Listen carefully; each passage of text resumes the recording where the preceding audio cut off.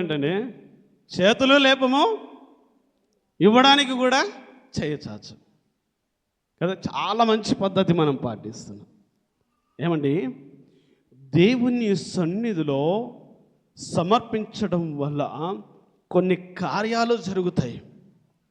ఏమండి, దేవుని సన్నిధికి నీ యొక్క మరి 10వ భాగ్యమును నీకు రాబడి అంతటిలో నీకు రావాల్సినటువంటి ఆ యొక్క రాబడి అంతటిలో ప్రియులారా మరి 10వ భాగమును తీసుకువచ్చి ప్రభు సన్నిధులను సమర్పిస్తే ఆ సన్నిధిలో ప్రియులారా చాలా కార్యక్రమాలు నిర్వహించవచ్చు. చాలా పనులు మన ముందు ఉన్నాయి. ఆ పనులను మనము చేయలేకపోతున్నాం. ఎందుకు చేయలేకపోతున్నామంటే మన చేతులు చాచి గుప్పిలు విప్పి ఇవ్వలేకపోతూ ఉన్నాం. మన గుప్పిలు విప్పి ఎప్పుడైతే ప్రభు సన్నిధిలో మనం ఇవ్వడానికి ఇష్టపడతామో అప్పుడు దేవుడు ఆయన ఏం చేస్తాడు చదవండి, కిందికి చదవమ్మా మాటలు. పిసినితనముగా ఇయ్యక ధారాళముగా ఇయ్యవలెనని చెప్పి సహోదరులు మీ యొద్దకు ముందుగా వచ్చి దానిని జమ చేయుటకై వారిని హెచ్చరిక అవసరమని తలంచితిని. ఏం చేయాలంట దేవుని సన్నిధిలో? ఏం చేయాలి? పిసినితనముగా ఇయ్యకూడదు, ధారాళముగా ఇవ్వాలి. ధారాళముగా ఇచ్చినటువంటి ఈ కానుకను, ఈ 10వ భాగమును, నీ రాబడిలో ఇచ్చినటువంటి ఆ యొక్క మరి 10వ భాగమును దానిని ఏం చేయాలండి? ఇప్పుడే చదివారు. దానిని ఏం చేయాలి? జమ చేయాలి. మీకు కనిపించింది అదే మాటలు, చదవండి ఒకసారి. కావున లోగడ ఇచ్చేదమని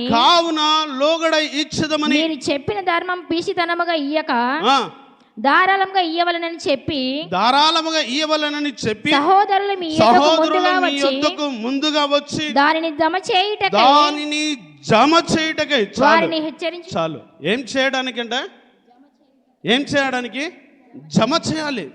ఎందుకు జమ చేయాలంటే ప్రియులారా గమనించండి, గత బుధవారం కూడా చెప్పాను, దేవుని సన్నిధిలో ఈ యొక్క మన కానుక ఉండడం వల్ల, మనం ఇచ్చేటటువంటి 10వ భాగం ఉండడం వల్ల, 10వ భాగం ఉండడం వల్ల ప్రియులారా గమనించండి, మన ఆస్తిలో భాగం ఇచ్చి దేవుని గణపరచమని చెప్పాడు కదా. ఇవన్నీ దేవుని సన్నిధిలో ఉన్నప్పుడు కొన్ని ప్రాముఖ్యమైనటువంటి కార్యాలు చేయడానికి అవకాశం కలిగి ఉంటాం. ప్రియులారా గమనించండి, చాలా రోజులుగా చెబుతూనే ఉన్నాము, చాలా రోజులుగా మీకు తెలియపరుస్తూనే ఉన్నాము. ప్రియులారా గమనించండి, మనం పోయిన సంవత్సరం అనుకున్నాం ఒక మాట. ఏమనుకున్నాం? ఎవరికైనా గుర్తుందా? పోయిన సంవత్సరము వర్షాలు పడేటప్పుడు అందరికీ గుర్తు వచ్చేసింది. అప్పుడు వర్షాలు పడుతూ ఉంటే, అక్కడ నుంచి నీళ్ళు గారుతూ ఉంటే ప్రియులారా గమనించండి, అందరూ ఒక మాట అన్నారు. అప్పుడు ఏమన్నారు? మందిరం పనులు చేయించాలి, దానికి పెయింటింగ్ వేయించాలి, లేకపోతే అది పడిపోయే స్థితిలో ఉందని అప్పుడు పెద్ద పెద్ద డైలాగులు కొట్టాం.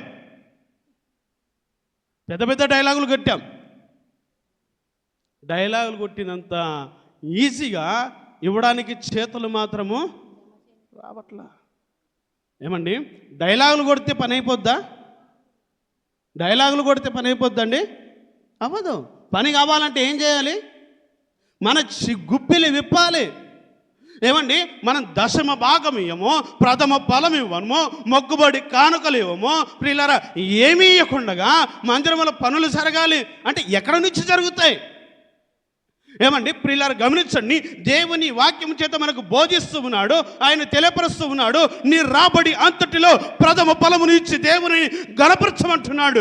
నీ యొక్క రాబడి అంతటిలో 10వ భాగమును ఇచ్చి దేవుని గణపరచమని ఆయన చెబుతూ ఉంటే ప్రియులారా గమనించండి, మనం ఇవేవి మనం పాటించము, కానీ డైలాగులు కొట్టడంలో మాత్రము ఏక్ నంబర్లో ఉంటాం.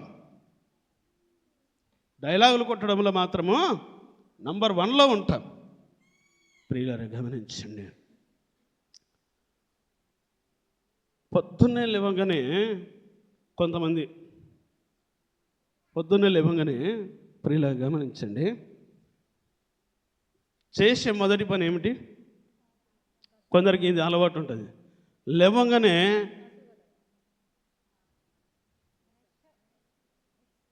లేవగానే బ్రష్ చేస్తారు. బ్రష్ చేసేటప్పుడు ఒక్కొక్కరు ఒక్కొక్క పేస్ట్ వాడతారు. ఒక ప్రాముఖ్యమైన పేస్ట్ పాతకాలం నుంచి మనం వాడుతున్నాం, తెల్లగా ఉంటుంది. ఏంటది? కోల్గేట్. ప్రియులారా గమనించండి, కోల్గేట్ కంపెనీ వ్యవస్థాపకుడైనటువంటి విలియం కాల్గేట్ గారు, ప్రియులారా గమనించండి, తాను మొదటిగా పని చేయడం ప్రారంభించిన దాంట్లో దేవుని సన్నిధిలో ఒక మాట ప్రమాణం చేసుకున్నాడంట. ఏమని ప్రమాణం చేసుకున్నాడంటే, ప్రభువా, నీవు నాకు కష్టపడి సంపాదించుకోవడానికి బలమునిచ్చావు, చక్కటి ఆరోగ్యాన్ని ఇచ్చావు, సమయాన్ని ఇచ్చావు. ఇన్ని ఇచ్చిన నీకు నేనేమి చేయగలను అని తను ఆలోచించుకొని, నాకు వచ్చే రాబడి అంతటిలో దశమ భాగము నీకు సమర్పిస్తాను అని మొదటిగా ప్రమాణం చేసుకున్నాడంట. ఎంతండి?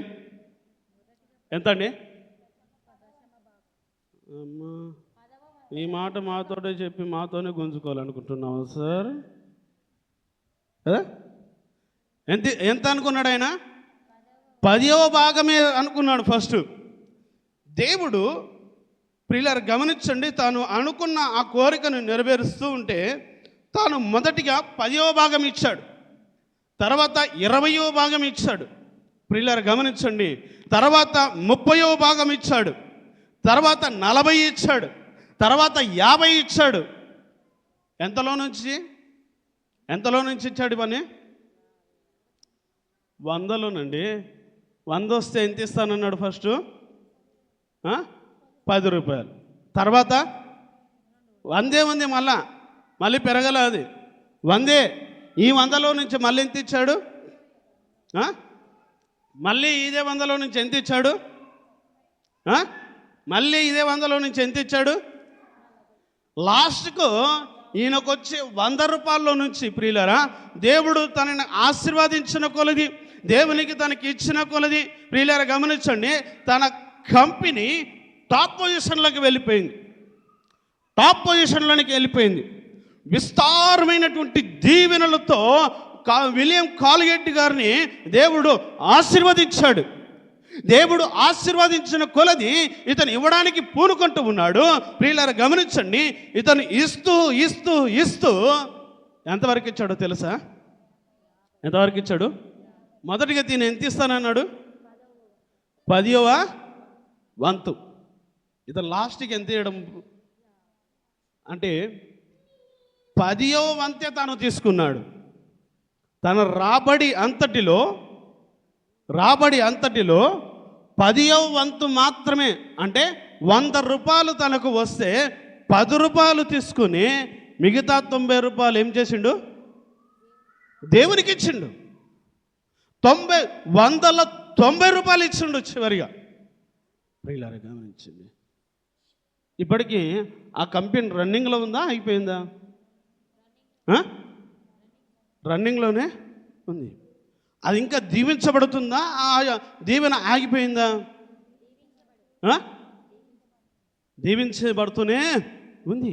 ఇప్పటికీ కూడా ఆ కంపెనీకి వచ్చే రాబడి అంతటిలో, మరి ప్రియులారా గమనించండి, 90% దేవుని సేవకు నిమిత్తము, దేవుని పరిచర్య నిమిత్తము, ప్రియులారా దేవుని సేవకుల నిమిత్తము, దేవుని సువార్త నిమిత్తము, ప్రియులారా 90% ఆ పరిచర్య కొరకు అతను ఇస్తూనే ఉన్నాడు. ఆ కంపెనీ ద్వారా ఇప్పటికీ చెల్లించబడుతూనే ఉంది. తనకొచ్చి ఆ 10%లో, ఇప్పుడు 100లో 90 పోతే ఎంత ఉందండి? 100లో 90 పోతే ఎంత ఉంటుంది? ఆ 10 రూపాయల్లోనే తన కంపెనీకి కావలసిన అన్ని రకాలైనటువంటి, మరి ఆ ప్రియులారా గమనించి ట్యాక్సెస్ కడుతూ ఉన్నాడు. తన కంపెనీలో పనిచేసేటటువంటి వర్కర్స్కు శాలరీస్ ఇస్తూ ఉన్నాడు. ప్రియులారా తన కంపెనీకి కావలసినటువంటి వస్తువులను ఆ 10 రూపాయల్లోనే కొంటూ ఉన్నాడు. తన కంపెనీని, ప్రియులారా గమనించండి, ముందుకు తీసుకెళ్తున్నటువంటి సేల్స్ ఎగ్జిక్యూటివ్స్కు, ప్రియులారా అక్కడ పనిచేసే ప్రతి ఒక్కరికి ఆ 10లోనే ఇస్తూ ఉన్నాడు. ఆ 10లోనే తాను పోషింపబడుతున్నాడు, తన కంపెనీలో పనిచేసే కొన్ని లక్షల మందికి ఆ 10 రూపాయల్లో నుంచి జీతము ఇచ్చి ఆ కుటుంబాలను కూడా పోషిస్తూ ఉన్నాడు. ఎలా జరిగింది ఇదంతా కార్యము? ఎలా జరిగిందండి? తాను దేవునికి ఇస్తానన్నాడు గనక ఇయ్యడం ప్రారంభించాడు. తాను దేవునికి ఇయ్యడం ప్రారంభించాడు గనక దేవుడు తనని, ప్రియులారా గమనించండి, వాక్యము చేత మనకు తెలియపరిచాడు. ఎలా ఆశీర్వదిస్తానన్నాడండి? ఇప్పుడు చదవండి, 6వ వచనం చదవండి. కొంచెముగా విత్తువాడు కొంచెమే పంట కోయును. ఆ? కొంచెముగా విత్తువాడు కొంచెముగా విత్తువాడు కొంచెమే పంట కోయును. కొంచెముగా పంట కోయును. సమృద్ధిగా విత్తువాడు సమృద్ధిగా విత్తువాడు సమృద్ధిగా పంట సమృద్ధి కోయును అను పంటను అని ఈ కోయును. విషయమై దేవునికి చెప్పవచ్చును. మహిమ కలుగును గాక. దేవునికి మహిమ కలుగును గాక. ప్రియులారా గమనించండి, మనము పొలానికి వెళ్తాం ఏమండి, 10 ఎకరాల పొలం ఉంటుంది. 10 ఎకరాల పొలం ఉన్నప్పుడు మనం ఒకటే ఎకరములో విత్తనములు వేసాం. గమనించండి బాగా, 10 ఎకరాల పొలం ఉంది. 10 ఎకరాల పొలంలో ఒకే ఎకరానికి విత్తనాలు వేసాం. ఒకే ఎకరానికి విత్తనాలు వేసి 10 ఎకరాలలో పంట రావాలంటే రాగలుగుతుందా? రాదు. ఎందుకు రాదు? 10 ఎకరాల్లో మనం ఎక్కడ వేసాం విత్తనము? చెప్పండి రా, ఎక్కడ వేసాము? అయ్యో, ఒకటే ఎకరాలు వేసాం కనుక ఆ 1 ఎకరమునే పంట వస్తుంది. మిగతా 9 ఎకరాలు ఏమైపోయినావి? బీడుగానే ఉన్నాయి. ఏమైపోయినావి? బీడుగానే ఉన్నాయి. ఎందుకు బీడుగా ఉన్నాయి? అక్కడ దున్నల. మొదటిగా అక్కడ ఏం చేయలేదు? దున్నల, నాగలి పడల, నీరు పెట్టల, విత్తనం వెయ్యలేదు కనుక ఆ 9 ఎకరాల్లో పంట మన చేతికి రాలేదు. మనం వేసింది ఒకే ఎకరము కనుక ఒకే ఎకరము పంట మన చేతికి వచ్చింది. ఏమండి, మనం వేసేదేమో ప్రియులారా గమనించండి, 10 రూపాయలు. కొంచెముగా విత్తువాడు కొంచెమే పంట కోయును. సమృద్ధిగా విత్తువాడు సమృద్ధి అను పంట కోయును. ఇందులో పొరపాటు ఎవరిది? దేవునిదా? మనం అంటాం చాలాసార్లు మన నోటికి వచ్చేస్తుంది. ఏమని అంటామంటే, ఏమోనండి నేను ఇంత కష్టపడుతున్నా, అసలు రాత్రనక పగలనక ఎండనక వాననక ఎంత కష్టపడుతున్నా నా కుటుంబం అభివృద్ధి చెందట్లేదు, నాకు ఇంకా అప్పుల్లోనే ఉన్నాను నేను అని అంటాం. వచ్చిందా ఎప్పుడైనా ఈ మాట మన నోటికి? ఏమండి, ఇవన్నీ మనం అంటాము, కానీ ఎందుకు మనం ఆశీర్వదించబడలేకపోతున్నాం అన్నది ఆలోచించు. ఏమండి, మనం ఇచ్చే 10 రూపాయలు ప్రియులారా గమనించండి, మనం ఇచ్చే కొంచెము కానుక నువ్వు ఎంత ఇస్తే అంతే నీకు ఆశీర్వాదము వస్తుంది. అయితే పిల్లల్ని కొంచెం చూడండి ప్రియులారా, గమనించండి, నువ్వు కొంచెముగా విత్తుతే కొంచెం పంటనే వస్తావు. నువ్వు 10 రూపాయలు ఇస్తే 100నే వస్తుంది. 10 రూపాయలు ఇస్తే ఎంత వస్తుంది? 10కి 100 వస్తుంది. నువ్వు 100 ఇస్తే ఏమన్నారంటే 100 ఇస్తే అర్థం కాల. 10 ఇస్తే ఎంత వస్తుంది? 100 వస్తుంది. 100 ఇస్తే 1000 వస్తుంది. 1000 ఇస్తే 10,000 వస్తాయి. 10,000 ఇస్తే 1,00,000 వస్తుంది. మనం ఇచ్చే కొద్దీ ఆశీర్వదించబడతాం, మనం ఇచ్చే కొద్దీ దీవించబడతాం. మనం ఇయ్యకుండగా మన చేతులు ముడుచుకుంటే ప్రియులారా గమనించండి, మనకు ఆశీర్వాదము రాదు. ఏమండి, మనం చూస్తూ ఉన్నాం చాలా రకాలైనటువంటి పనులు మనకు ముందు ఉన్నాయి. ప్రియులారా గమనించండి, చాలా రకాలైన పనులు మన ముందు ఉన్నాయి. ఈ పనులన్నీ జరగాలంటే ఏం చేయాలండి? చెప్పా, గుప్పిలి విప్పి వేయాలి, సమృద్ధిగా ఇవ్వాలి. సంఘములో ఎప్పుడు జమ అవుతుందంటే మనందరము కలిసి ఇస్తే జమ అవుతుంది. మనం ఇవ్వకుండానే సంఘంలో డబ్బు లేదా, సంఘంలో పైసలు లేవా, సంఘంలో ఆ పని ఉంది ఈ పని ఉంది, సంఘ పెద్దలు చేపించట్లేదు అంటే సంఘ పెద్దలు వాళ్ళ ఇంట్లో నుంచి చేస్తారా? వాళ్ళ ఇంట్లో నుంచి చేస్తారండి? అందరు కలిస్తేనే ఒక పని చేయగలుగుతాం. మనం ఇవ్వకుండగా ప్రియులారా గమనించండి, మనం దశమ భాగం ఇవ్వకుండగా సంఘములో పనులు జరగవు. మనం అనుకుంటున్నాం, గత సంవత్సరం చెప్పాం సంఘానికి పెయింట్ వేయించాలి, దానికి కెమికల్ పెట్టించాలి, అది పెట్టించాలి, ఇది పెట్టించాలని పెద్ద పెద్ద డైలాగులు వేస్తాం. ఎంత ఇచ్చాము చెప్పినాక? ఇచ్చామా? ఇవ్వాల. అది అలాగే అయిపోయింది. ఇప్పుడు మన మధ్యలో ఇంకొక సమస్య ఏమండి, మనకు ప్రియులారా గమనించండి, ఇంటి ముందు చాలా మటుకు గమనిస్తే ఇండ్ల ముందు స్థలాలు లేవు. ఇంటి ముందు ఏముంటున్నాయి? ఇప్పుడు మన ఇండ్ల ముందు ఏముంది? రోడే. ప్రియులారా గమనించండి, ఏదన్నా కార్యక్రమం చేసుకోవాలనుకుంటే ఈ కార్యక్రమానికి ప్రియులారా గమనించండి, రోడ్డు బంద్ చేయాల. ఆ రోడ్డు బంద్ చేసినా కూడా మనకు ప్లేస్ సరిపోదు. ప్రియులారా గమనించండి, ఈ ప్లేస్ సరిపోదు కనుక మనం ఏం చేయాలా? సంఘమంతా కలిసి మనం తలా 10 రూపాయలు వేస్తే ప్రియులారా, తలా అక్కడ మనకు ఎంత వస్తుందో దాంట్లో నుంచి దశమ భాగం ఇస్తే చక్కటి ఒక స్థలాన్ని కూడా మనము కొనుక్కోవచ్చు. కొనగలుగుతామా లేదా? ఇది అందరు చేయబడితే అవుతుందా, ఒక్కరు చేయబడితే అవుతుందా? ఏమన్నారంటే అందరు కలిసి తలా ఇంత ఇస్తేనే, నీ దశమ భాగం ఇస్తేనే ఆ స్థలము నువ్వు కొనగలుగుతావు. నువ్వు ఇయ్యనప్పుడు ఎక్కడిచ్చగలగలుగుతావు? ప్రియులారా గమనించండి, కేవలము మనం ఇచ్చే దశమ భాగం ద్వారా సంఘ పనులు మాత్రమే కాదు, మనం ఇచ్చే దశమ భాగం ద్వారా ప్రియులారా గమనించండి, మన రాబడిలో 10వ భాగం ఇచ్చినప్పుడు ప్రియులారా గమనించండి, మన ఆస్తిలో భాగం ఇచ్చి దేవుని గణపరిచినప్పుడు కేవలము సంఘ పనులే కాదు కానీ ప్రియులారా గమనించండి, వృద్ధాప్యములో ఉన్న వారికి సహాయము చేయగలుగుతాం. ప్రియులారా గమనించండి, విధవరాళ్లకు సహాయము చేయగలుగుతాం. ప్రియులారా గమనించండి, వర్షాలకు మరి రకరకాలైనటువంటి ప్రమాదముల్లో మరి కొట్టుమిట్టులాడుతూ ఉన్న వారికి, ఆకలితో అలమటించిపోతూ ఉన్న వారికి, తినడానికి తిండి లేక, వస్త్రాలు లేక ప్రియులారా గమనించండి, భయంకరమైన పరిస్థితుల్లో ఉన్న వారికి సహాయము చేయగలుగుతాం. ఏం చేయగలుగుతాము? సహాయం చేయమని దేవుని వాక్యం చేత మనకు బోధించాడు. ప్రియులారా, దేవుని వాక్యం మనం సంవత్సరాల తరబడి వింటున్నాము కదా. యాకోబు ఒక నిర్ణయం తీసుకున్నాడు. ఏమని నిర్ణయం తీసుకున్నాడు? నేను ముగించేస్తాను. ఏమని నిర్ణయం తీసుకున్నాడు యాకోబు?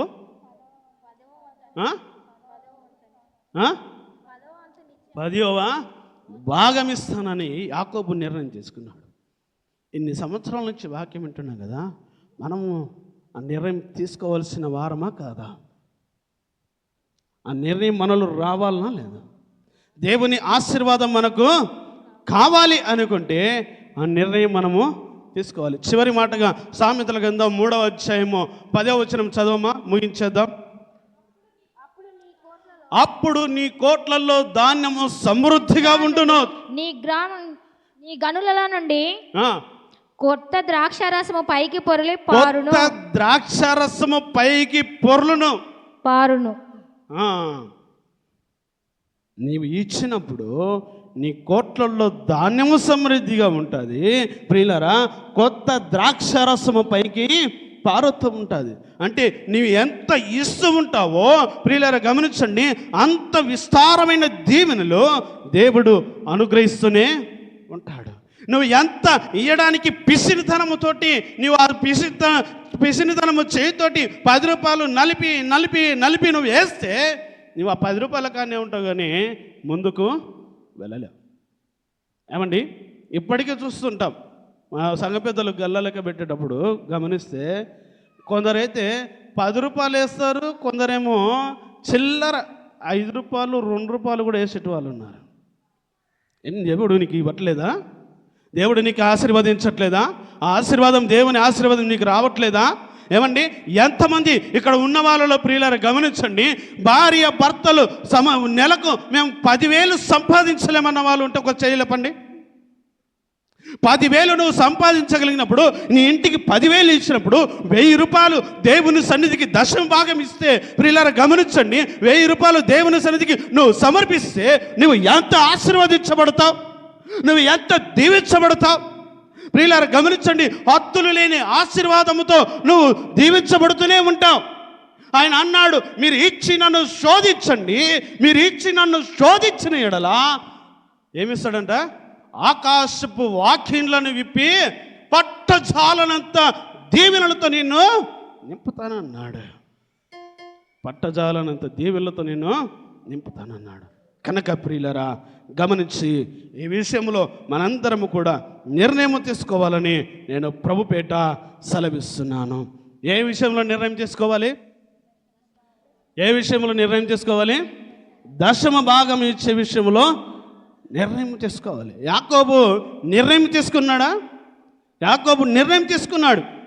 ప్రియులారా గమనించండి, ఈరోజు వాక్యం చేత దేవుని యొక్క అద్భుతమైనటువంటి మాటల చేత మనతో మాట్లాడుతూ ఉండగా మనము ఎంతమంది దేవునికి దశమ భాగం ఇవ్వగలుగుతాం?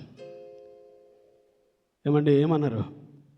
చేయి పైకి లేపాలి. ఎంతమంది దేవునికి దశమ భాగం ఇవ్వగలుగుతాం? 3-4 చేతులే లేస్తూ ఉన్నాయి. అంటే మీకు ఎవరికి దేవుని ఆశీర్వాదం అవసరం లేదా? ఏమండి, దేవునికి సన్నిధిలో ఆయన దశమ భాగం మనం సమర్పించినప్పుడు ఆయన, ప్రియులారా గమనించండి, ఆకాశపు తూములు విప్పి పట్టజాలనంత దీవెనలతో నేను నింపుతానంటున్నాడు. మన దశమ మాటలు చెప్పడం కాదు, కార్యాలు చేయడము కూడా మనము ముందుండాలి. మాటలు చెప్తే ప్రయోజనం కాదు. ఇంతవరకు వాక్యం చేత అంటున్నాడు, దశమ భాగము ఆయన సన్నిధిలో సమర్పించమంటున్నాడు. ఇవ్వడానికి ఇష్టపడుతున్నాము ఈరోజైనా? ఇవ్వడానికి ఇష్టపడితే ప్రియులారా నిన్ను దేవుడు దీవిస్తాడు. నువ్వు ఇవ్వడానికి ఇష్టపడితే ఒకసారి నీ చేయలేపు. దేవుని వాక్యం చేత అంటున్నాడు, దేవుని వాక్యం చేత మనకు తెలియపరచడం మనం చూస్తున్నాం. కనుక ఇప్పుడైనా ప్రభు సన్నిధిలో మనం నిర్ణయం తీసుకొని ఆ ప్రకారంగా మనం ముందుకు వెళ్ళే వారంగా ఉండాలని నేను తెలియపరుస్తూ ఉన్నాను. ఈ కొద్ది మాటలు దేవుడు దీవించి ఆశీర్వదించును గాక. కళ్ళు మూసుకుందాం, క్లుప్తంగా ప్రార్థన చేసుకుందాం. చెప్పబడిన వాక్యం నిమిత్తము క్లుప్తంగా ప్రార్థన చేసుకుందాం. ఆయన వాక్యం చేత అంటూ ఉన్నాడు, ప్రియులరా దశమ భాగము ఇచ్చి ప్రథమ ఫలములు ఇచ్చి గణపరచమని అంటున్నాడు. ఎప్పుడైనా నిర్ణయం తీసుకుందామా? ఎప్పుడైనా ఆ వాక్యమునకు లోబడదామా? నువ్వు ఇప్పుడు కూడా నిర్ణయం తీసుకోకపోతే దేవుని ఆశీర్వాదమును నువ్వు పొందుకోలేవు, దేవుని దీవెనలు నీవు పొందుకోలేవు. కనుక ఎప్పుడైనా ప్రభు సన్నిధిలో నిర్ణయించుకొని దశమ భాగములు ఇచ్చేవారంగా ఉందాం, దేవుని దీవెనలు పొందుకుందాం. ప్రేరేపించబడిన వారు ఒక్కరు ప్రార్థన చేయండి. చెప్పబడిన వాక్యం నిమిత్తము ప్రేరేపించబడిన ఒక్కరు ప్రార్థన చేయండి.